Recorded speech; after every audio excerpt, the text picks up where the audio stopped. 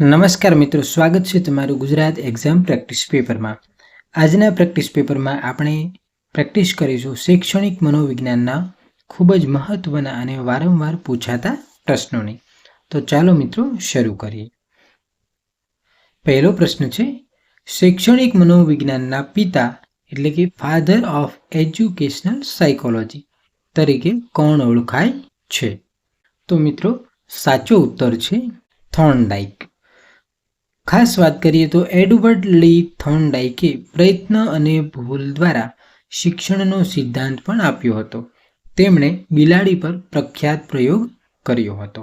આગળનો પ્રશ્ન જોઈએ. બહુવિધ બુદ્ધિનો સિદ્ધાંત કોણે આપ્યો હતો? સાચો ઉત્તર છે ઓપ્શન એ, હાવર્ડ ગાર્ડનર.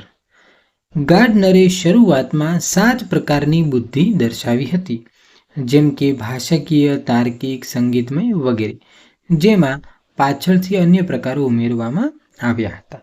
આગળનો પ્રશ્ન, શાસ્ત્રીય અભિસંધાનનો સિદ્ધાંત કોણે આપ્યો હતો? સાચો ઉત્તર છે ઇવાન પાવલોવ. રશિયન મનોવૈજ્ઞાનિક પાવલોવે કૂતરા પર પ્રયોગ કરી લાળ ઝરવાની પ્રતિક્રિયા દ્વારા આ સિદ્ધાંત સાબિત કર્યો હતો અને એના માટે એમને નોબેલ પુરસ્કાર પણ મળ્યો હતો. આગળનો પ્રશ્ન જોઈએ. જીન પિયાજેએ જ્ઞાનાત્મક વિકાસના કેટલા તબક્કા દર્શાવ્યા છે?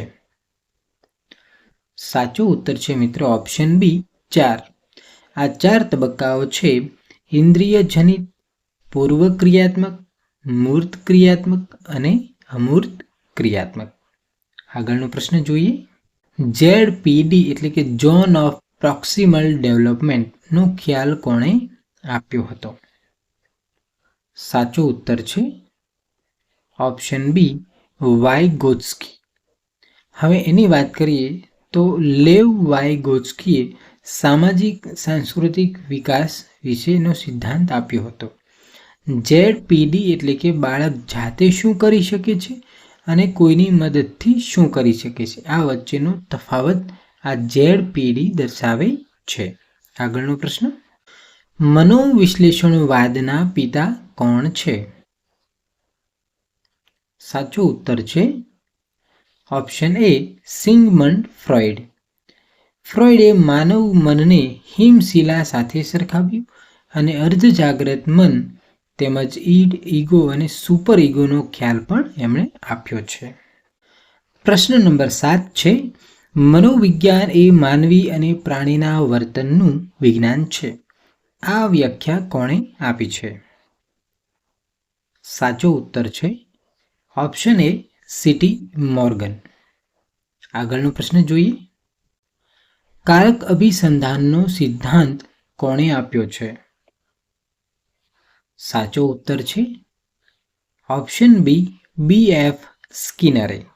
મિત્રો અહીંયા ઉંદરના પ્રયોગ દ્વારા એમણે આ સિદ્ધાંત આપેલો છે. આગળનો પ્રશ્ન જોઈએ. વૃદ્ધિ એ શારીરિક પરિવર્તન છે, જ્યારે વિકાસ એ ખાલી જગ્યા પરિવર્તન છે. સાચો ઉત્તર છે ઓપ્શન સી, ગુણાત્મક પરિવર્તન છે. એટલે વૃદ્ધિમાં શરીરનો વધારો થાય છે, જ્યારે વિકાસ એ ગુણાત્મક પરિવર્તન સૂચવે છે. માનવી કંઈક બુદ્ધિથી વિચારી શકે છે તો એ વિકાસ કહેવાય છે.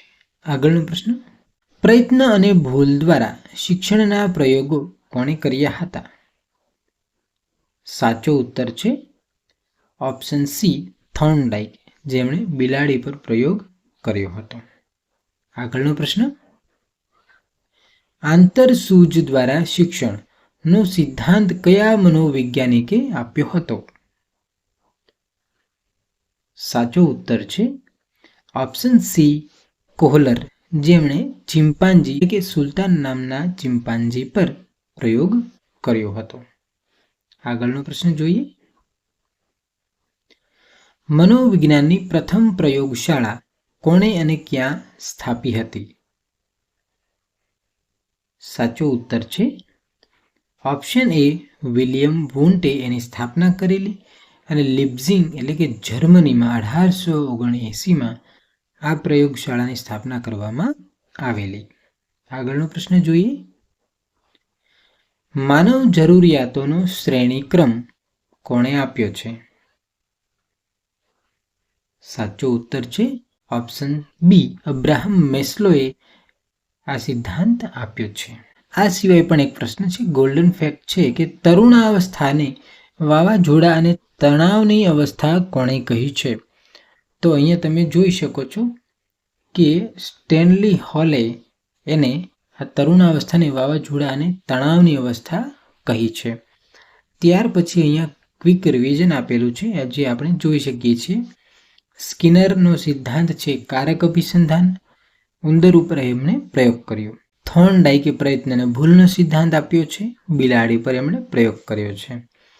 કોહલરે આંતરસૂજનો સિદ્ધાંત આપ્યો છે અને ચિમ્પાન્જી ઉપર એમણે પ્રયોગ કર્યો છે. હવે મિત્રો આપણે જે કંઈ પ્રશ્નો જોઈએ એનું ક્વિક રિવિઝન પણ તમે આ રીતે કરી શકો છો. અહીંયા જોઈ શકો છો થોર્નડાઇક, તો એમણે સિદ્ધાંત આપ્યો પ્રયત્ન અને ભૂલનો. મુખ્ય ખ્યાલ છે એમનો શૈક્ષણિક મનોવિજ્ઞાનના એ પિતા કહેવાય છે. હાવર્ડ ગાર્ડનર બહુવિધ બુદ્ધિનો સિદ્ધાંત આપ્યો. બુદ્ધિ કોઈ એક તત્વ નથી, તેના વિવિધ પ્રકારો છે. ઇવાન પાવલોવ તો શાસ્ત્રીય અભિસંધાનનો સિદ્ધાંત આપ્યો. કૂતરાની લાળ અને ઘંટડીનો પ્રયોગ એમણે કરેલો. જીન પિયાજે જ્ઞાનાત્મક વિકાસનો સિદ્ધાંત આપ્યો. બાળકના વિકાસના 4 મુખ્ય તબક્કાઓ સમજાવ્યા. લેવ વાઇગોત્સ્કી સામાજિક સાંસ્કૃતિક વિકાસનો સિદ્ધાંત આપ્યો. ZPDનો ખ્યાલ અને ભાષાનું મહત્વ સમજાવ્યું. સિગમન્ડ ફ્રોઇડ મનોવિશ્લેષણવાદનો સિદ્ધાંત આપ્યો. અર્ધજાગ્રત મન, ઈડ, ઈગો અને સુપર ઈગોની વાત કરી. આવા જ સુંદર મજાના વિડીયો માટે અમારી ચેનલને લાઇક કરો, શેર કરો અને સબસ્ક્રાઇબ કરો. Thank you.